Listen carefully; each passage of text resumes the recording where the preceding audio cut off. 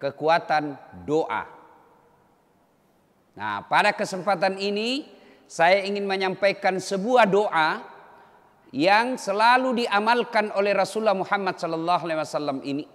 Dan doa ini diriwayatkan oleh Imam Muslim, di mana Rasulullah SAW memohon kepada Allah, memohon perlindungan kepada Allah agar terhindar dari 4 hal. Jadi kalau Nabi saja memintanya, berarti ini memang masalah ini sangat penting kita mohonkan kepada Allah. Apa gerangan keempat itu? Mari kita simak. Ini oleh-oleh pulang pengajian. Karena kadangkala biasa di antara kita ada orang pulang pengajian tidak ada oleh-olehnya, kecuali jalan kote. Ada kuliah jalan kote di depan. Bagaimana pengajiannya? Wah, hebat sekali tuh Ustaz, jago ceramah. Apa Nabi bilang? Kulupa mi. Nah, kali ini saya berikan oleh-oleh untuk diamalkan. Doa itu Rasulullah memohon kepada Allah perlindungan terhadap 4 hal. Apa itu? A'udzubillahi minasyaitonirrajim. Rasulullah berdoa, Allahumma inni a'udzubika min qalbin la yahsa. Pertama Rasul minta, ya Allah, lindungilah saya dari hati yang tidak bisa khusyuk. Penyakit hati ini. Ini musibah besar kalau hati kita sudah tidak bisa khusyuk dalam sholat. Banyak kan begitu di antara kita.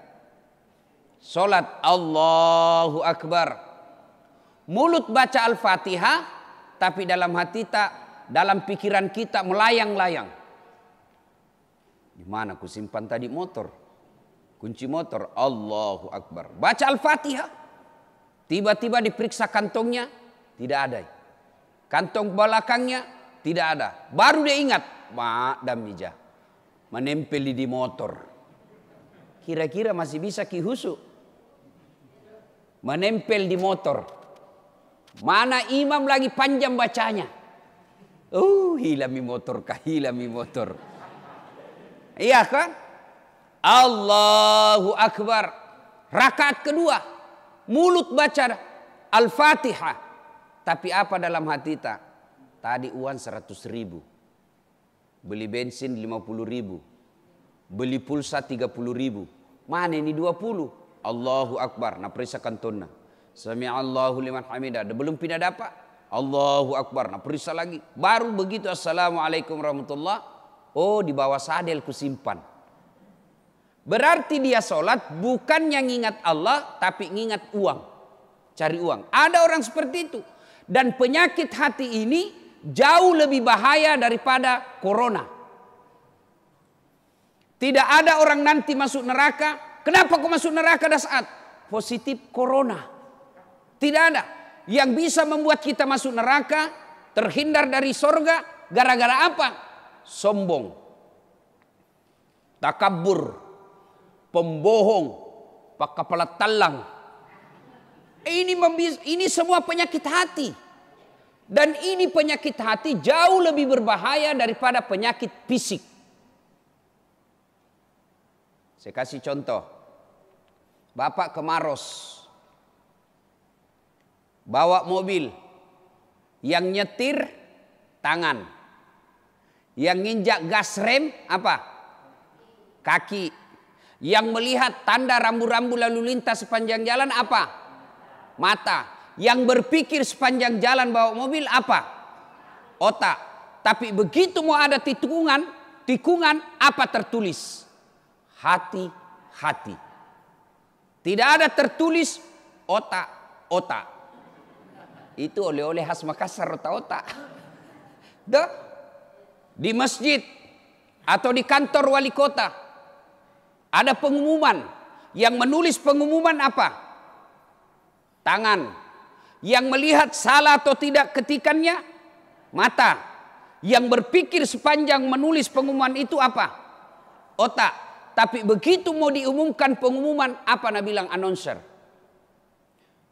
Perhatian. Tidak ada bilang perotakan. Berarti memang ini hati sangat penting. Dan hati yang tidak bisa khusyuk adalah penyakit yang sangat membahayakan. Maka Rasulullah memohon kepada Allah, Allahumma inni a'udzubika min qalbin la yahsya. Ya Allah, lindungi kami, lindungi saya dari hati yang tidak bisa khusyuk. Nah, sekarang kalau ada di antara kita sudah 10 tahun latih sholat, 15 tahun sholat, tapi kok tidak bisa khusyuk? Allahu Akbar, baru dibaca semua itu pengumuman di masjid. Keadaan keuangan Masjid Nurul Majid, saldo kas, dibaca semua. Barulah diingat semua barang yang hilang. Itu penyakit hati. Pertanyaannya, kenapa hati kita tidak bisa khusyuk dalam sholat? Apa penyebabnya? Salah satu dari sekian banyak penyebab hati tidak bisa khusyuk, hubbi aklil haram, suka memakan makanan haram. Insya Allah bapak-bapak tidak akan makan daging babi. Insya Allah bapak-bapak tidak akan minum ballo, vodka, whisky, Jenever, Donald, topi miring, ballo AC, manyang, tua. Insya Allah tidak. Tapi yang bisa membuat kita makan minum makanan haram apa? Serangan fajar. Nah, ini pilkada Makassar. Hati-hati. Survei ada berasnya. Ya? Hati-hati. Nah, tulis NPWP. Nomor no piro. Wane piro. Nomor berapa? Uangmu berapa? Dengar. Bapak-bapak yang selalu menerima uang suap pilkada. Ibu-ibu yang selalu menerima uang suap pilkada. Itu salah satu penyebab bapak tidak bisa khusyuk dan doa tidak diijabah oleh Allah Subhanahu wa taala. Berapa kita dapat kalau pilkada? Paling 300.000. Satu hari makan bakso dengan teman-teman habis. Tapi demi Allah dosanya dibawa sampai mati dan dia berbekas dalam hati kita. Maka ibu-ibu mau Makassar maju? Mau? Bapak-bapak mau Makassar maju? Sejahtera? Hindari sogok. Kalau nak kasih ki, tolak. Bisa ki bu? Bisa ki? Makanya miskin terus ki. Ayo. Kalau mau maju memajukan bangsa Indonesia khususnya rakyat Makassar, kalau ada yang datang bawa beras, ada yang datang bawa sogoan, kalau ibu mau membantu anak-anaknya, bukan ibu saja yang akan bahagia, tapi anak-anaknya nanti menikmati pemimpin yang baik, maka caranya rekam itu. Rekam, bawa polisi.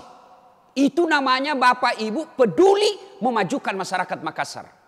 Uang 300.000, satu kali makan habis. Dosanya kita bawa sampai mati. Bahkan efeknya terpilih pemimpin yang bukan mensejahterakan rakyatnya, tapi bagaimana kembali modal. Sudah mako pemilihan wali kota, terpilih wali kota, dilantik yang wali kota yang karena menang karena menyogok, maka besok-besok kau akan cari mana itu. Tidak pernah datang lihat kita. Dulu selalu keluar masuk lorong, datang masjid, mana ngasem itu dulu. Nah bilang laku apa pilih aku, nah sudah aku bayar 300. Cidak kok, masih mau kok. Maka penyebab, salah satu sebab doa kita tidak diijabah Allah, hati kita keras, tidak bisa khusyuk karena terlalu senang makan uang haram. Mana nak tulis di balakna, siap menerima serangan fajar. 7 suara, 1 suara 200.000, mohon maaf keras kehidupan. Maka lama gitu baru kita begitu. Ayo. Nah, kepada juga calon wali kota, calon wakil wali kota, didik berpolitik bersih kepada rakyat Makassar. Jangan sogok mereka. Sampaikan saja apa misimu, sampaikan saja apa janji yang akan kau lakukan, sampaikan apa yang kamu akan lakukan untuk mensejahterakan rakyat kota Makassar. Tidak usah kau nyogok kiri kanan. Sampaikan saja. Tidak usah sogok. Kalau kita terpilih, alhamdulillah terpilih dengan bersih. Kalau tidak terpilih, sangka baik. Tidak terpilih tidak berarti kiamat. Tidak terpilih tidak berarti bahwa kita kalah. Tidak terpilih tidak berarti kita jelek. Saya pernah ikut 2013. Ibu-ibu masih ingat toh? Nas Sami? Masih ingat Ki? Kalah Ki Ustadz. Tidak, cuma yang menang lebih banyak suaranya. Saya tidak kalah, cuma lebih banyak suaranya. Apa saya rugi? Tidak rugi. Apa saya sengsara? Tidak. Justru karena tidak menang, tidak banyak suaraku, akhirnya apa? Saya bisa keliling kemana-mana. Apa? Coba terpilih ke waktu itu 5 tahun jadi di Makassar, tak putar-putar. Karena tidak, saya ke Malaysia, saya ke Brunei, saya ke Amerika, saya ke Roma, ke Italia, gratis. Kalau saya jadi wakil wali kota, bukan gratis, saya yang bayarkan itu anggotaku yang ikut. Maka kepada calon wali kota dan wakil wali kota, jangan sogok rakyat. Kalau tidak menang, hakul yakin itulah yang terbaik buat Bapak Ibu. Kita juga jangkik peras gitu calon. Begitu datang, gampang itu, berapa? Jangan. Nah, kalau terlalu terbiasa makan uang sogok, uang pilkada, maka hati kita tidak bisa khusyuk. Pantas setiap kita sholat tidak bisa khusyuk hatinya. Kita minta kepada Allah, Allahumma inni a'udzubika min qalbin la yahsya. Ya Allah, lindungilah saya dari hati yang tidak bisa khusyuk. Nah, sekarang kalau hati sudah tidak bisa khusyuk, apa obatnya? Apa obatnya kalau hati kita sudah tidak bisa khusyuk? Al-Quran memberikan jalan. Kalau COVID Corona belum sampai sekarang belum didapat obatnya. Paling cuma WHO menganjurkan 3. Jaga jarak, pakai masker, cuci tangan di air yang mengalir. Tapi kalau hati kita rusak, hati kita sakit, tidak bisa jaga jarak. Tidak bisa pakai masker. Tidak bisa mengobatinya dengan cuci tangan. Dan tidak bisa mengobatinya dengan makan baygon. Tidak, bersihkan kita pakai kosoklin. Tidak, mati kita. Lalu bagaimana membersihkan hati yang rusak dan sakit? Kata Al-Quran, ala bi dzikrillahi tatma'innul qulub. Ketahuilah dengan mengingat kepadaku, berzikir kepadaku, hatimu akan menjadi tenang. Nah, jadi kalau kita rasa susah sekali khusyuk, setiap kita sholat, kita bayangkan pernah makan barang haram, maka istighfar, bertobat kepada Allah, mengganti dengan kebaikan. Dengan cara apa? Memperbanyak istighfar, memperbanyak tahlil dan tahmid tahlil. Astaghfirullahaladzim azim wa atubu ilaihi, la ilaha illa anta subhanaka inni kuntu minadz zalimin. Zikir itu terlalu panjang Ustaz, ya zikir yang pendek-pendek. La ilaha illallah, la ilaha illallah, subhanallah, subhanallah. Kata Nabi, ada 2 kalimat yang sangat ringan di mulutmu, gampang kau ucapkan tapi timbangannya nanti di akhirat berat. Sangat berat timbangannya, yaitu kalimat subhanallah walhamdulillah. Nah, ini yang pertama yang kita minta kepada Allah, perlindungan dari hati yang tidak bisa khusyuk. Yang kedua, kita minta lagi kepada Allah Subhanahu wa taala, wa min nafsin la tasba. Ya Allah, lindungilah kami, saya, dari nafsu yang tidak bisa puas. Ini kalau nafsu tidak pernah puas, hakul yakin tidak akan pernah bahagia dan tidak akan pernah rasakan kaya. Kira-kira kita miskin ini apa karena Allah tidak kasih rezeki? Kita miskin ini bukan karena Allah tidak kasih rezeki, tapi karena selera kita, gaya hidup kita melebihi Allah yang Allah berikan. Contoh, Allah ngasih kita rezeki 5 juta 1 bulan. Tapi gaya hidup tak 7 juta. Pasti miskin maki itu. Kenapa? Kau kurangi 2. Tapi coba beda. Gaji tak 5 juta. Gaya hidup tanpa juta. Pasti kalumannya maki. Kenapa? Masih ada tawa lebihnya 1. Mana prakteknya? Nah, kalau bapak-bapak ini. Kalau gaji tak cuma 3 juta per bulan. Jantung maki pakai handphone yang 3 kamerana. Mau di apa 3 kamerana? Nah 1 ji cerita. 1 ji mau dipoto. Lebih baik belinya mau saja kasih banyak supaya terangi. Supaya kalau dipoto cerita terang mukanya. Iya. Kalau gaji kita hanya cukup untuk beli motor, jangan tom maki beli mobil. Pasti menderita gitu. Datang itu tukang kredit kah? Apa namanya itu yang penawar-nawar kredit di bank? Hah? Ya, marketing datang nih. Nah bilang, oh ini Ustaz, mau tua mi mobil tak bisa diganti nih Ustaz. Kalau ada mobil baru lebih sehat Ustaz, tidak mogok-mogok mi. Pulang kampung ki enak Ustaz. Wah, 1 mobil maki semua 1 keluarga tak lebih besar lagi. Tidak nak hujani maki kalau pikir pengantin. Yang enak-enak semua nak ceritakan gitu. Tidak nak ceritakan ki bagaimana kalau dicuri bannya. Tidak nak ceritakan ki bagaimana kalau tiba-tiba mogok di jalan. Semua yang enak-enak dicerita. Maka yang membuat kita sengsara kalau hati kita tidak pernah puas, nafsu kita tidak pernah puas dengan apa yang Allah berikan. Yang kedua kita minta kepada Allah, lindungilah saya, lindungi kami kalau kita berjamaah dari nafsu yang tidak pernah puas. Ini kalau politisi tidak pernah puas dengan nafsunya, maka akan terjadi kita lihat politisi yang apa namanya itu, yang diamami semua. Apakah namanya itu kalau dalam dunia politik diamami semua? Bapaknya ketua DPR, anaknya anggota DPR, toh manantuna sekretarisna, anuna pemboronna di DPR. Dia semua yang ambil. Ambil muami nabila orang Makassar. Nah, ini orang seperti ini nafsu yang tidak pernah puas. Apa dilarang? Tidak dilarang dalam sistem demokrasi, tapi itu bisa mencederai perasaan masyarakat. Tuh, yang ketiga kita minta kepada Allah Subhanahu wa taala. Wa min ilmin la yanfa'. Ya Allah, lindungilah saya dari ilmu yang tidak bermanfaat. Apa ilmu yang tidak bermanfaat?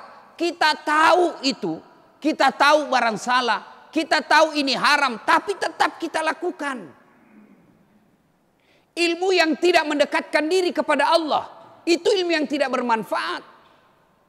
Ada orang tahu bahwa bermusuhan itu haram, memutuskan persaudaraan itu haram. Wa'tasimu bihablillahi jami'an wa la tafarraqu. Dia tahu bahwa berpegang teguhlah engkau kepada tali persaudaraan agama Allah dan janganlah engkau bercerai-berai. Dia tahu itu. Tapi apa yang terjadi? Depan rumahnya baku musuh gara-gara bunga. Yang lagi tren sekarang. Janda lobang. Cocok itu? Iya. Janda bolong. Gara-gara bunga. Dia bermusuhan depan rumahnya. Samping kanannya bermusuhan gara-gara got. Samping kirinya bermusuhan gara-gara apa? Parkir. Belakang rumahnya bermusuhan gara-gara apa? Binatang peliharaannya. Padahal hitam jidatnya gara-gara sholat. Berjamaah tiap 5 waktu di masjid. Tapi semua tetangganya tidak senang gara-gara sikap akhlaknya. Ini yang disebut ilmu yang tidak bermanfaat. Dia tahu. Dia tahu bahwa bersedekah itu adalah anjuran agama yang sangat prioritas. Dia tahu bahwa kalau kau mau menikmati hartamu dunia akhirat, bersedekahlah kau. Tapi dia gigili. Nah bilang di kampungku, kikiri galap aku jambatan. Dia tahu bahwa sedekah itu kemuliaan. Dermawan itu sikap yang dianjurkan oleh agama. Tapi pelit. Jangankan sama orang lain. Orang yang bekerja sama-sama dia tidak pernah dia kasih sedekah. Untuk apa saya ini? Nah sudah ada gaji. Gaji itu kewajiban kita kasih ke orang. yang kerja kepada kita, pembantu kita, pegawai kita, itu gaji, kewajiban kita kepada dia. Tapi yang namanya sedekah, itu sunnah. Gajinya orang kerja di rumah, misalnya 1 juta. Nah, tiap bulan, ini gajimu 1 juta, tambahnya 200. Ini sedekahku untuk bulan ini. Dia tahu sedekah itu anjuran agama, tapi dia pelit. Itu yang disebut ilmu yang tidak bermanfaat. Dia tahu sholat 5 waktu itu baik, anjuran agama, terutama kalau subuh. Bahkan Nabi jelaskan, andai saja kau tahu pahalanya datang berjamaah subuh, maka kau akan datang ke masjid meskipun engkau merangkak. Dia tahu itu, dia baca hadisnya, dia tahu itu sahih, tapi tidak bisa datang ke masjid. Ilmu yang tidak bermanfaat.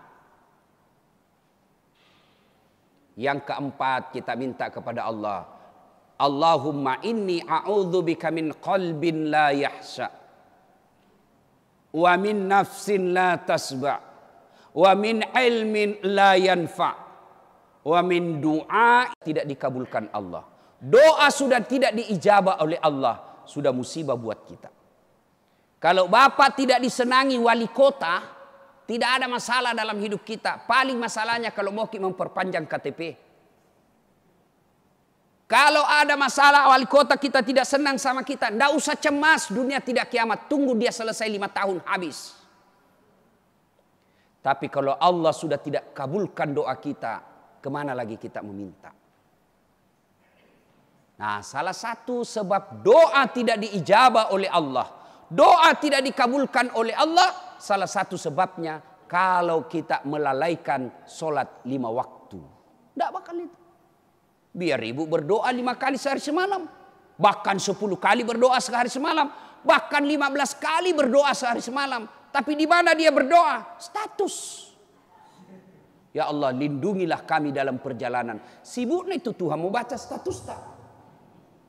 Doa sebabnya tidak diijabah oleh Allah. Kalau kita tidak mendirikan sholat atau bahasa hadisnya, menganggap enteng solat. Al-mutakhawilu bis sholat. Menganggap enteng solat.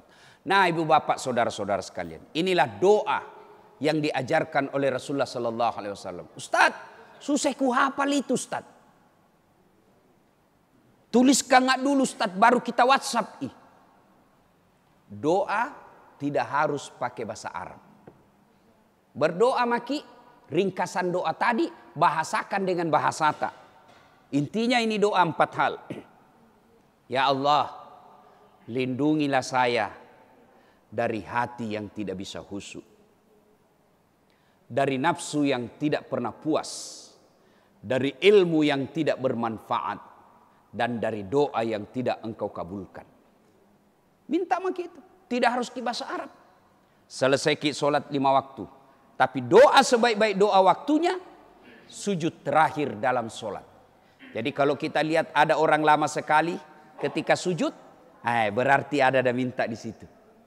Jadi ketika sujud terakhir, disitulah tempat mustajab dalam berdoa. Nah, ibu bapak saudara-saudara sekalian, inilah tausiah kita pada taklim kita kali ini.